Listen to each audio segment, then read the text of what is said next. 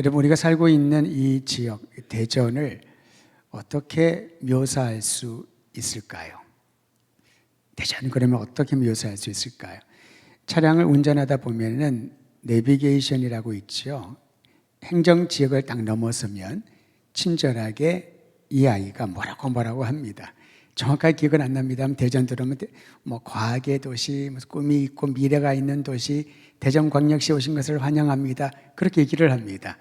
별로 관심을 안 가지면 모르겠습니다만은 또 다른 지역을 들어가면은 어떤 도시 그러면서 묘사를 하는데요. 그 얘기를 듣다 보면은 우리가 살고 있는 도시 또는 다른 지역들을 이 한마디에 표현을 하고 사람들에게 호감을 주는 그러한 문장이 아닐까 싶습니다. 간혹 대전에 계시는 분들은 저도 포함해서 저도 대전에 사니까요. 이 말에 싫어합니다만은 어디서 그런 얘기가 나온지 모르겠습니다만 대전을 노잼 도시라고. 처음엔 노잼 도시 그래서 재미없는 도시인가 했는데 그런 게 아니라 뭐 재미가 없는 도시. 그랬더니 노잼 도시를 유잼 도시로 만들자고 막 노력을 하는데 그거는 각자가 생각하는 느낌이지 어떤 도시가 재미가 없고 어떤 도시가 재미가 있겠습니까? 그거는 사람들이 느끼는 그냥 각자의 평가니까 그리 중요한 것은 아닙니다. 하지만 내가 살고 있는 도시가 사람들에게 와서 살고 싶은 도시, 꼭 거기에 있고 싶은, 거기에서 남은 생애를 보내고 싶은 도시라고 알려진다면은 그 지역에 사는 분들은 굉장히 마음이 뿌듯하고 자긍심이 있을 겁니다. 전에는 제가 주의 깊게 듣지 못하다가 우리 가까이에 세종시가 있잖아요. 세종에 사시는 분도 계시는데 세종을 행복도시 그러더라고요. 원래 행복도시가 긴 문장을 줄여서 말하는 건 여러분 다 아시죠? 행정중심 복합도시를 줄여서 행복도시래요. 근데 처음에는 그 들을 때 줄임말이라는 것을 알고 있음에도 불구하고 어감이 너무 좋은 것입니다. 행복도시, 행복한 도시. 어쩌면은 듣는 사람에 따라 느낌은 다를 수 있겠으나 굉장히 듣기 좋은 그리고 마음에 큰 인상을 남길 만한 그런 표현이 아닐까라는 생각이 들었습니다. 예루살렘 그러면 여러분 성경에서는 주로 어떤 말로 많이 묘사되어 있습니까? 성산, 거룩한 산, 조금 지대가 높기 때문에 또는 다윗의 성, 다윗이야말로 이스라엘 백성들의 중요한 영웅적인 인물인 동시에 그들이 흠모하는 그런 역사적 인물 아니겠습니까? 다윗의 성, 거룩한 산, 거룩한 성 이런 이름으로 알려져 있습니다. 그러니까 예루살렘이라고 하는 성경에 나와 있는 이 도시는 한 번쯤은 가보고 싶은 그런 마음이 다 있겠지요. 특히 신앙인들에게는 더욱더 그러할 것입니다. 우리의 인생에 한 번이라도 가고 싶은 곳이 있다면 어디에 있을까? 각자가 다르겠지만 분명히 그 지역은 또는 그 도시는 살기 좋고 볼 것이 있고 마음에 감동을 주고 이야기거리가 많이 남아있는 그러한 도시가 아닐까 싶습니다. 근데 조금 전에 얘기했던 예루살렘, 거룩한 성, 거룩한 도시, 다윗의 성이라고 알려져 있는 그 도시에 대하여 스바냐 선지자는 전혀 다른 평가를 우리에게 보여주고 있습니다. 우리 함께 3장 1절 말씀을 한 번 더 읽도록 하죠. 예루살렘에 대한 평가입니다. 3장 1절 시작. 패역하고 더러운 곳 포악한 그 성읍이 화 있을진저. 여러분 여기 예루살렘이라는 말이 안 나와 있지만 읽다 보면요 예루살렘인 것을 알게 되죠. 그런데 어떻게 이렇게 말할 수 있을까? 패역한 곳, 더러운 곳, 포악한 곳, 화가 임하는 곳. 누가 이런 도시에 살고 싶어 할까요? 누가 이러한 도시를 가보고 싶어 하겠습니까? 할 수만 있다면 피하고 싶고 지나치고 싶은 도시가 패역하고 더럽고 포악하고 화가 있는 그런 도시가 아니겠습니까? 그런데 스바냐는 예루살렘 성내에 살고 있는 이들이 얼마나 그들의 삶의 모습이 흉악한지 이렇게 시작을 했던 것입니다. 그들은 죄로 오염되어 있었고요. 폭력이 난무했습니다. 누구의 말도 듣지 않았고 아무리 애쓰고 교훈해도 개선의 여지가 보이지 않는 사람들. 그래서 이렇게 표현했던 것이죠. 뿐만 아니라 하나님을 가까이 할 생각 자체가 없는 불신앙의 도시가 되어버린 것입니다. 2절이 그렇게 말하고 있지 않습니까? 자기 하나님에게 가까이 나아가지 아니하였도다. 분명히 이 당시에도 예루살렘에는 성전이 있었고 제사가 있었고요, 제사장들이 있었습니다. 눈에 보이는 지금까지 지내온 모든 종교의식은 여전히 존재했습니다마는 자기 하나님께로 가까이 나아가려고 하는 자가 없었도다. 이것이 바로 예루살렘이라는 거죠. 분명히 영적인 도시로서의 명성은 있지만은 실제로 하나님께 가까이 나아가는 사람이 없고 하나님을 진심으로 예배 드리는 자들이 없다면은 이처럼 안타까운 일은 어디에 있겠습니까? 한편으로 스바냐는 애통하는 심정으로 예루살렘의 상황을 보고 눈물 지으며 하나님 앞에 자신의 마음을 토로하고 있는 것이지요.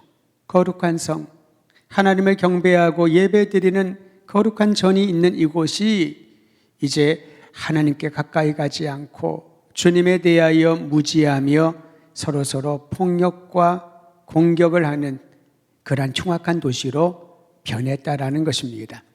우리가 도시를 위하여, 지역을 위하여 기도를 하지요. 기도할 때 여러분 어떤 기도를 하십니까? 물론 사회 각 분야에 있는 지도자들, 지도층에 있는 분들 위해서 기도해야 됩니다. 잘못된 그런 형태의 여러 가지 일들이 올바르게 교정될 수 있도록 기도해야 할 것이고요. 정말 사랑과 자비가 넘치는 사회가 될 수 있도록 기도해야 할 것입니다. 그런데 가장 중요한 것은 우리가 살고 있는 도시가 하나님을 알지 못한다면은, 하나님의 살아계심을 인정하지 못한다면은 수많은 교회들, 대전만 하더라도 여러분 수천 개의 교회가 있지만은 그런데 정말 하나님께 가까이 나고자 하는 성도들이 많지 않는다면은 우리는 이 일을 놓고 진지하게 하나님 앞에 간구하며 우리 자신을 살펴보아야 한다라는 것이지요. 예루살렘이 이와 같은 평가를 받는다면 어느 누구가 그 성에 들어가 살기를 원했을까요? 살만한 상황이 아니라는 겁니다. 스바냐는 거기에 그치지 않았습니다. 예루살렘에 거주하는 각계각층의 죄를 조금 더 구체적으로 토로하고 있습니다. 3절과 4절 말씀인데요. 여러분 이 말씀 우리 함께 읽도록 하죠. 3장 3절과 4절입니다. 시작. 그 가운데 방백들은 부르짖는 사자요, 그의 재판장들은 이튿날까지 남겨두는 것이 없는 저녁 일이요, 그의 선지자들은 경솔하고 간사하는 사람들이요, 그의 제사장들은 성소를 더럽히고 율법을 범하였도다. 여기에 몇몇 계층들을 언급하고 있지 않습니까? 관리들은 맹수처럼 사나웠다고 합니다. 여러분 어떤 공동체, 도시에 관리들이 있다는 것은 백성들을, 시민들을 잘 섬기고 도와주라고 관리들을 세워놓은 것입니다. 우리로 말하면 공무원도 그렇겠고요. 관공서에 있는 모든 분들은 자기의 생계를 위한 업이라고 생각하는 순간에 그 사회는 제대로 돌아가지 못하는 거고요. 반면에 나는 봉사자요, 섬김을 위하여 이 일을 택했다라고 하는 것은 우리는 사명감을 가졌다라고 보는 겁니다. 이것은 성직자는 더더욱 그렇겠죠. 목회나 전임 사역으로 가는 이들은 사명이 정말 중요합니다. 하나님이 나에게 무엇을 맡겼는가, 그리고 이 사명은 그 이전에 소명이 있어야 되겠지요.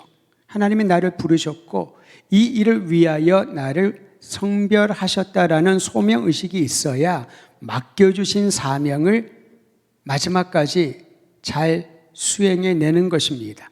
그런데 이 관리들이 섬김을 위하여 부름을 받고 섬겨의 사명을 받은 관리들이 맹수처럼 사나웠다고 합니다. 얼마나 분위기가 험악한가요? 재판관들은 자기 이익만 챙기며 탐욕에 빠져 있습니다. 어떤 결정을 하는 사람만큼 뇌물의 유혹을 가장 많이 받는 사람은 없을 것입니다. 누군가 이 사람의 결정에 따라서 한 사람의 인생과 어떤 일들이 좌지우지 된다면은 그 사람의 마음을 돌이키기 위하여 수단 방법을 가리지 않을 것입니다. 그래서 재판관들은 뇌물의 유혹을 이길 수 있는 정직함과 공정함이 있어야 된다라는 거지요. 그런데 예루살렘 성내에는 그렇지 않았다고 합니다. 사회에 만연한 불의와 불법을 말합니다. 뿐만 아니라 선지자들은 경건하지 아니하여서 경솔하였고 믿을 수가 없었다고 합니다. 제사장들은 세속화되어서 율법을 가볍게 여기고 성소를 더럽혔다라고 말합니다. 영적인 타락과 침체가 온 것이지요. 사회에서 영적인 사역을 하는 이들이 타락하고 그리고 탐욕에 찌들어 있는 그러한 죄악상을 스바냐가 선포했던 것입니다. 우리의 모습과 너무나 흡사하지 않을까 싶습니다. 우리가 살고 있는 사회 역시 그리스도인들에게 세상의 소금과 빛의 역할을 하라고 귀가 닳도록 듣고 그 역할을 하려고 애쓰고 있지만은 실제로는 오늘 3절과 4절에 있는 그런 모습처럼 살지 않을까, 우리 자신을 다시 한번 점검해 보아야 할 것입니다. 하나님은 일상에서 하나님의 공의와 사랑을 드러내십니다. 하나님의 마음이 어떠한지를 일상에서 드러내신다는 거죠.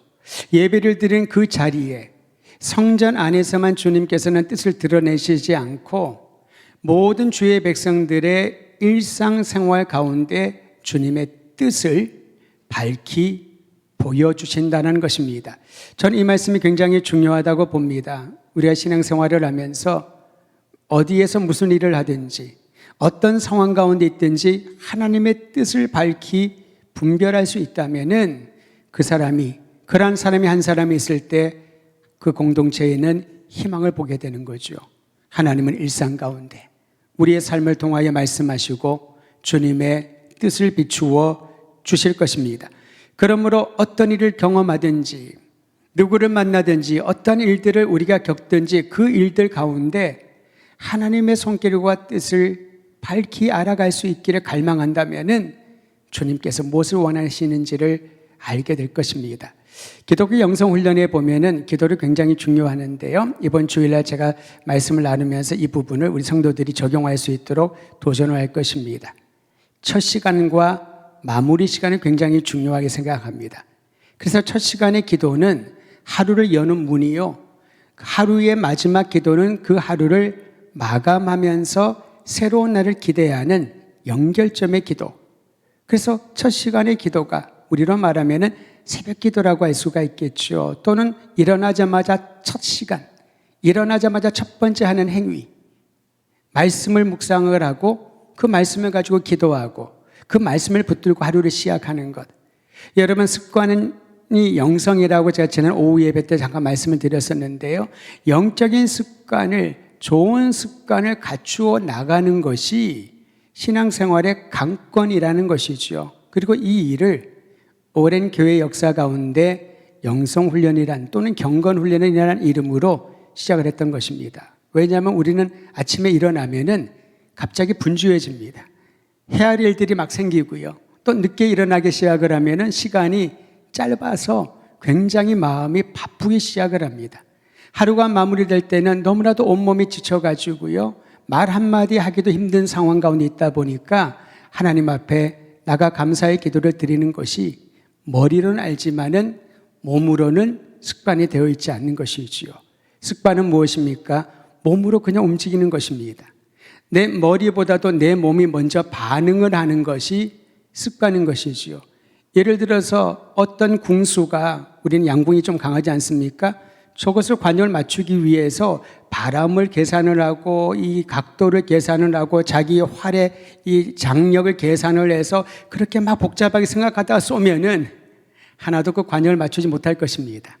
처음에는 물론 설명을 하겠지요. 그러나 오랜 연습과 반복되는 훈련을 통해서 그의 몸이 느끼는 것입니다.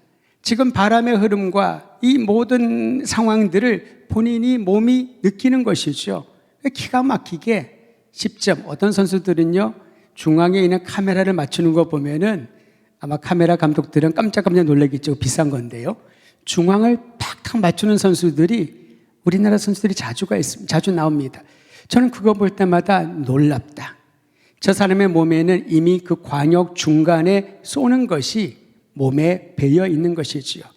운동선수도 이러한데 하물며 하나님의 마음을 품고 주님의 거룩한 사명을 감당하는 우리들이 그저 생활에 찌들리고 지쳐서 거기에 끌려다닌다면은 어떻게 소금과 빛의 역할을 하고 이 사회를 사람들이 살고 싶은 사회, 거기에 가고 싶은 그러한 도시로 만들 수 있겠습니까? 그래서 이런 영적인 습관이 필요한 것이죠. 하루를 시작할 때 나는 뭘로 시작을 하는가? 하루를 마칠 때 무엇으로 나는 하루를 마치는가? 이러한 훈련들이 우리 성도들 안에 있을 때 일상에서 말씀하시고 역사하시는 하나님을 더 세밀하게 경험하게 될 것입니다. 하나님께서는 바로 이러한 일상에서 정의와 공의를 드러내시기를 원하는데 이미 영적인 침체와 타락에 빠져 있었던 스바냐 시대 예루살렘 성내 사람들은 아무리 주님의 말씀을 따라 살라고 선지자들이 강권하고 주의 말씀을 전해도 듣지를 않습니다. 듣지를 않습니다. 하나님의 말씀이 선언되어도 듣지를 않는다면은 어떻게 할 수 있는 방법이 없지 않겠습니까? 그러기에 하나님께서는 이러한 자들을 향하여 그들을 돌이키게 하려고 심판을 선언하신 겁니다. 하나님의 생각과 마음은 재앙이 아니라고 예레미야는 목놓아 외치지 않았습니까? 하나님의 계획은 재앙을 주는 것이 아니라 희망을 주는 것이고 미래를 열어주시는 것인데 왜 이토록 우리를 사랑하시는 하나님께서 심판의 메시지를 전하실까요? 왜 재앙을 선언하실까요? 그렇게 해서라도 듣지 아니하고 그렇게 해서라도 돌이키지 아니하는 이들의 발걸음을 돌이키려고 하나님께서는 환경을 사용하시고 재앙이라고 하는 상황을 통해서 심판의 채찍을 드시는 것입니다.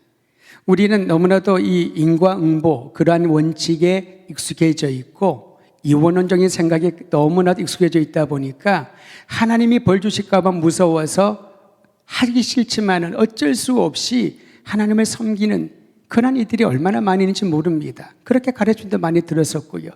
그러니까 하나님의 심판을 두려워해서 심판을 받지 않으려고 하나님의 뜻에 순종하는 거기에는 기쁨이 없잖아요. 억지로 하는 순종은 우리는 순종이라고 하지 않습니다. 맹종이라고 하지요. 물론 불순종보다 낫습니다만은 그런 맹종에는 기쁨이 없습니다. 즐거움으로 기뻐하며 찬양하는 것은 그 자체도 무겁습니다. 여러분 찬양할 때 마음에 기쁨이 솟아 올라오시나요? 그런 경우도 있잖아요. 찬양하라 해서 찬양을 하는데 너무나도 몸이 힘들고 마음이 힘들고 이게 억지로 하는 자신이 본인은 아닐까요? 하나님을 찬양하라, 기쁨으로 찬양하라 말로는 하지만은 그 내면에는 기쁨이 하나도 없는 상태. 억지로 하는 일은 이처럼 그 사람에게 고통을 가중시켜 주는 것입니다. 반면에 하나님이 이 심판을 하시더라도 듣지 않고 자기의 고집대로 살아가는 이들을 돌이키려는 하나님의 뜻을 발견하면은 그때부터 자원하는 마음과 기쁨과 즐거움이 주님 앞에 나오는 것입니다. 어떤 분이 그럽니다. 예배를 드리면서 제가 한번 여쭤봤었죠. 댁도 멀고 또 어떤 경우에는 춥고 덥고 그러면은 교회에 오기 쉽지가 않잖아요. 어떻게 이렇게 멀리서도 예배를 드리러 오십니까? 했더니 좋대요. 기쁘답니다. 이 말 말고 무슨 부연 설명이 있겠습니까? 하나님의 전에 예배당에 오는 게 기쁘답니다. 주님께 예배 드리는 게 즐겁답니다. 그 이유 말고 우리가 하나님 앞에 나와 예배 드리는 것을 어떤 다른 설명이 필요할까요? 교회 가면은 내가 조금 더 영적으로 변해서 교회 가서 설교를 듣고 성도들을 만나면은 내가 조금 더 성숙해져서 여기는 보면요 나를 위한 목적으로 예배를 드리러 가잖아요. 그래서 내가 기뻐서 좋아서 그 마음은 내가 의지적으로 만든 것이 아니라 하나님이 그 사람 마음 가운데 부어주시는 것이지요. 힘들고 어려울 때도 있지 않습니까? 그런데 내가 주님을 사모하는 마음이 생겨서 어렵고 힘든 그런 상황 가운데서도 주님을 찾고 싶은 그런 마음이 생겨서 발걸음을 주님의 전에로 향하고 하나님 앞에 엎드려 기도하며 찬양한다면은 그 사람이야말로 이미 주님께 더 가까이 나간 삶이 아닐까 싶습니다.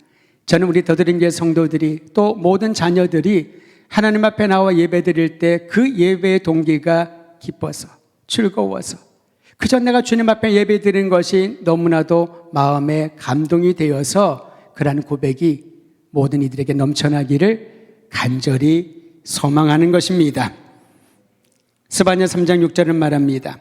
하나님의 말씀을 따라 살라고 아무리 권해도 듣는 사람이 없자 그들을 돌이키기 위하여 심판이 임하였다라는 겁니다. 제가 6절 말씀을 읽어드리죠. 내가 여러 나라를 끊어버렸으므로 그들의 망대가 파괴되었고 내가 그들의 거리를 비게 하여 지나는 자가 없게 하였으므로 심판이죠. 그들의 모든 성읍이 황폐하여 사람이 없으며 거주할 자가 없게 되었느니라. 이러한 심판이 임했는데 그 다음 7절을 보셔요. 내가 이르기를 너는 오직 나를 경외하고 교훈을 받으라. 교훈을 받으라. 하나님께서는 주의 거룩한 말씀을 그의 백성들에게, 오늘날 우리들에게 들려주시기 위하여, 돌이키게 하기 위하여 주님이 예비하신 그 복의 잔치에 참여할 수 있도록 심판을 내렸었어도 이 징계를 통해서라도 돌아오기를 강권하시는 것입니다. 그래서 여러분, 하나님께서는 이런 표현을 성경에 자주 쓰게 하셨던 것 같습니다. 8절 말씀을 보면요, 질투의 불이라고 하는 말이 있습니다. 질투의 불, 8절 마지막 부분입니다. 온 땅이 나의 질투의 불에 소멸되리라. 여러분, 우리가 하는 질투와 하나님이 말씀하시는 질투의 불 또는 질투는 다른 차원이라고 알고 있지 않습니까? 우리의 질투는 무엇입니까? 부러워서 질투하는 겁니다. 비교하면서 질투하는 겁니다. 사돈이 밭을 사면은, 논을 사면은 배가 아픈 거지요. 왜냐하면은 나도 만약에 잘 되고 잘 살면 괜찮은데, 그러다 보니 항상 상대가 누가 있으면은 그 비교를 하면서 부러워하다가 부러움이 지나가면은 시기하고 질투가 되는 거죠. 그래서 다른 사람이 좀 힘들고 어려우면은 겉으로는 아우 정말 안 됐어요. 하지만 속으로는 회심의 미소를 짓는 것이 인간의 죄악된 본성으로 보입니다. 그러나 하나님의 질투의 불은 그와 전혀 다릅니다. 주님의 질투의 불은요, 주의 백성들이 허탄한 것에 마음을 빼앗기면은 이렇게 허망한 길로 멸망당할 것인데, 그리고 주님께서 심판을 통해서라도 그들을 돌이키기를 원하시는데 이러한 모든 행동들을 질투의 불, 질투라고 하는 단어에 함축하고 있는 것이지요. 만약에 하나님이 질투하지 않으시고 질투의 불을 던지지 않으신다면은 우리는 끝까지 갈 겁니다. 하나님이 없는 것, 하나님을 모르는 것, 하나님과 상관없이 사는 그 끝을 향하여 달려갈 것입니다. 간혹 젊은이들에게 어려서 신앙생활 잘하다가 나중에 조금 긴 방학을 하는 사람들이 있어서 물어봅니다. 아니, 왜 좀 그렇게 마음을 새롭게 하고 하나님 잘 사랑하고 섬기고 하면 얼마나 좋겠나? 라고 물어보니 이런 얘기를 많이 하더군요.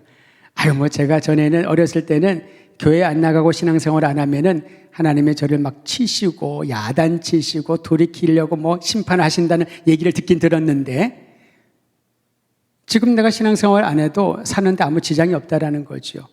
나름대로 인조히 즐기면서 행복하게 사는데 특별히 지장이 없고 간혹 1년에 한두 번 정도, 그래서 미안하니까 부활절이나 성탄절은 한번 나가주는, 그래서 그런 얘기를 제가 들으면서 야, 이것이 바로 스바냐 선지자가 말하는 하나님께 가까이 가는 자가 없도다라고 하는 말과 흡사하지 않을까 싶습니다.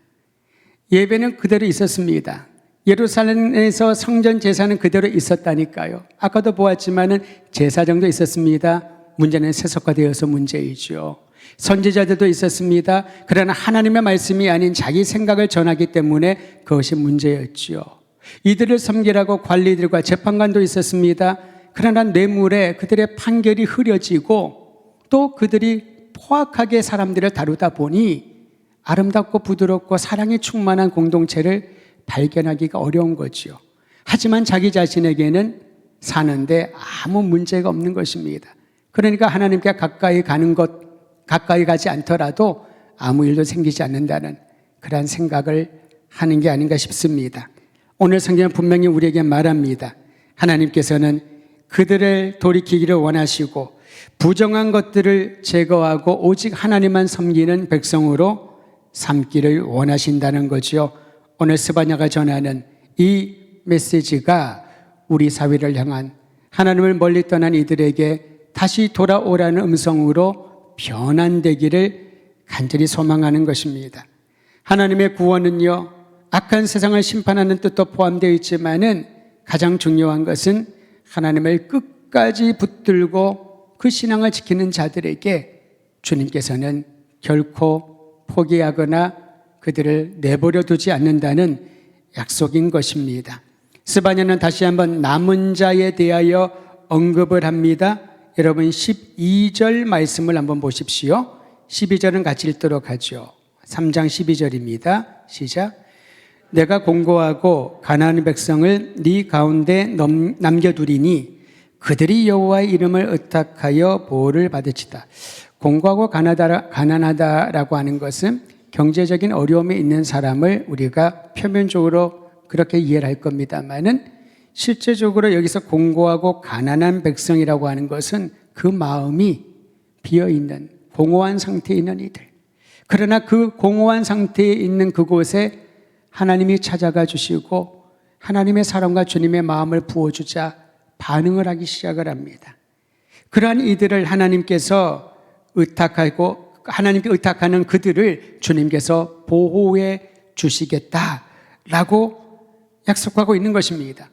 비록 볼품없어 보이고 많은 것들이 결핍되어 있고 경제적으로 어렵고 영적으로도 미숙한 상태에 있을지라도 하나님을 찾고자 하는 그 마음을 가진 이들을 주님께서 사용하셔서 회복의 역사를 이루어 가실 거라고 말합니다. 계속해서 좀 전에 12절 읽었습니다마는 13절은 이 이스라엘의 남은 자들을 하나님께서 어떻게 바라보시는지 다음과 같이 기록합니다. 13절도 같이 읽지요. 시작.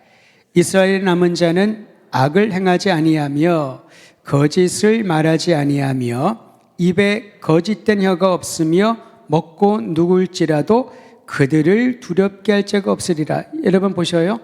이스라엘의 남은 자, 이 남은 자는 사회적 지위가 높거나 경제적으로 부강하거나 또는 지도층에 있는 사람이거나 그렇게 내세울 것을 언급하지 않습니다. 그들의 내면을 말하고 있죠.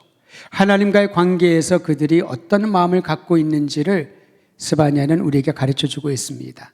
이스라엘의 남은 자, 하나님이 이스라엘 공동체를 회복시키기 위하여 사용할 남은 자는 어떠한 사람인가? 악을 행하지 않고 거짓말하지 않고 입에 거짓된 혀가 없고 먹고 그런 이들에게 먹고 누울지라도 그들을 두렵게 할 자가 없으리라. 평강을 누리는 사람, 평강을 누리는 사람, 그러한 사람, 불안이 없는 사람, 그러한 이들이 바로 이스라엘의 회복을 위한 남은 자들이라는 것이지요. 우리의 마음에 걱정, 근심, 불안이 있습니까? 당연히 있겠지요. 내가 원치 아니하는 그러한 거짓된 말을 할 때가 있습니까? 그런 경우도 있을 것입니다. 나는 선을 행하고 주님의 뜻을 따른다고 하지만은 잘못을 행하고 하나님이 기뻐하지 아니하는 일을 행할 때도 있지 않습니까? 그러나 그 순간 나의 마음에 영적인 센서가 작용하여서 주님 앞에 회개하고 돌아가면 하나님은 그들을 남은 자로 규정하시며 그들을 사용하여 주신다는 거지요.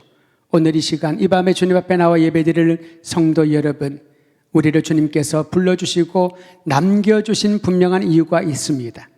학창시절에 우리는 나머지 공부 그런 얘기 있었죠. 요즘은 없는 것 같습니다만은 나머지 공부는 누가 합니까? 학생들은 벌이라고 생각할 거예요.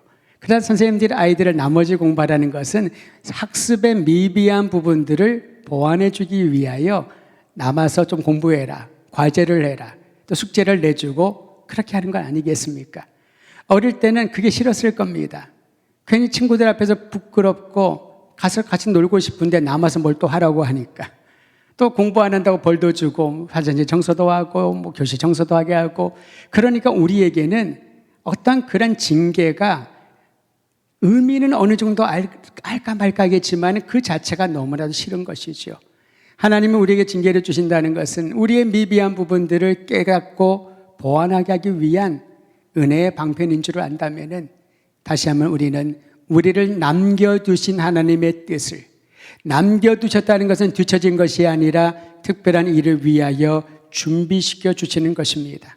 악을 행하지 아니하고 마음에 회개가 없고 거짓을 품지 아니하고 하나님의 선한 일을 행하는 남은 자들, 그러한 사람들은 어떠한 마음으로 살아갈까요?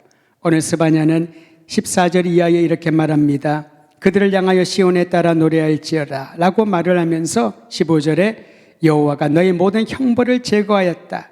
원수를 쫓아냈다. 이스라엘 왕 여호와가 너희 가운데 있으니 너희는 다시는 화를 당할까 두려워하지 아니할 것이다 라고 선언하고 있는 것입니다. 비록 여전히 연약한 가운데 있지만은 하나님께서는 이렇게 남은 자들이라고 하는 다수가 아니겠지요. 그 숫자는 모르나 분명한 것은 다수는 아닐 것입니다. 하지만 그 남은 자들, 하나님께 영적인 감각을 움직여서 돌이키는 자들을 통하여 시온의 백성들이 하나님을 향하여 다시 한번 마음을 새롭게 하고 두려워하지 않는 복을 더하여 주실 것이라는 겁니다. 이러한 배경에서 스바냐는 3장 17절에 이렇게 고백하고 있는 것입니다. 그리고 이렇게 노래했습니다. 3장 17절 말씀 같이 한번 읽도록 하지요. 시작. 너희 하나님 여호와가 너희의 가운데 계시니 그는 구원을 베푸신 전능자이시라.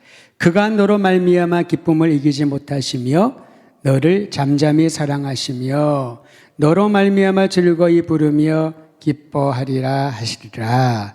여러분, 어떻게 이러한 기쁨의 찬양이 마지막에 나올 수 있었을까요? 현실은 상황은 피폐합니다. 지도자들을 보더라도 희망이 없습니다. 사회 전반에 보면은 이건 정말 하나님을 경외하는 백성이라고 말하기 힘들 정도로 하나님과 무관하게 살아갑니다. 알고 있는 건 다 압니다. 예배를 드려야 된다. 예물을 준비해야 된다. 절기에 주님 앞에 나와야 된다. 예루살렘 성에 사는 것은 우리의 자긍심이다. 이곳은 다윗의 성이다. 얼마나 할 말이 많고 자랑할 얘기들이 많았을까요? 근데 그들의 내면을 바라보고 그들의 삶의 일상을 보면서 주님께서는 이렇게 말하지 않았습니까? 패역한 곳이여, 더러운 곳이여, 포악한 성읍이여, 너희에게 화가 있을지어다. 그저 이러한 상태니까 하나님이 그 땅을 다 진멸해버리고 성벽을 송두리째 무너뜨리겠다라고 엄포를 주는 것이 아니라 하나님의 백성인데, 하나님을 경외하는 백성인데, 그런데 그렇게 살지 않고 너무나도 아무 일 없는 것처럼 태연하게 살아가는 그들을 보면서 주님께서는 화 있을진저라고 심판의 메시지를 선언하시면서 그럼에도 불구하고 회복의 약속을 주시는 겁니다. 남은 자들을 통하여. 남은 자들을 통하여. 그 남은 자들에게 이제 한 사람 한 사람을 이렇게 언급합니다. 너희의 하나님이라고요. 여러분, 여기에 자신을 넣고 자신의 이름을 넣고 우리의 상황을 넣으면 참 좋겠습니다. 나의 하나님 여호와가 내 가운데 계시니 그는 구원을 베푸신 전능자시라. 그가 나로 말미암아 기쁨을 이기지 못하시며 나를 잠잠히 사랑하시며 나로 말미암아 즐거이 부르며 기뻐하시리라. 하나님이 여러분과 저를 향하여 우리로 인하여 기뻐하시리라. 우리는 기쁨을 드릴 게 하나도 없는데 하나님의 영광을 드러낸다고 말하지만은 항상 부족하고 죄송하고 송구스럽고 면목이 없는데, 그런데 하나님은 나로 말미암아 기뻐하고 즐거워하신다고 이렇게 말씀하지 않으십니까? 여러분, 남은 자로서 우리의 삶이 기쁨으로 하나님을 노래하며 기쁨으로 주님만을 증거하고 기쁨으로 하나님의 이름을 높여드리는 그러한 삶이 되기를 간절히 원합니다.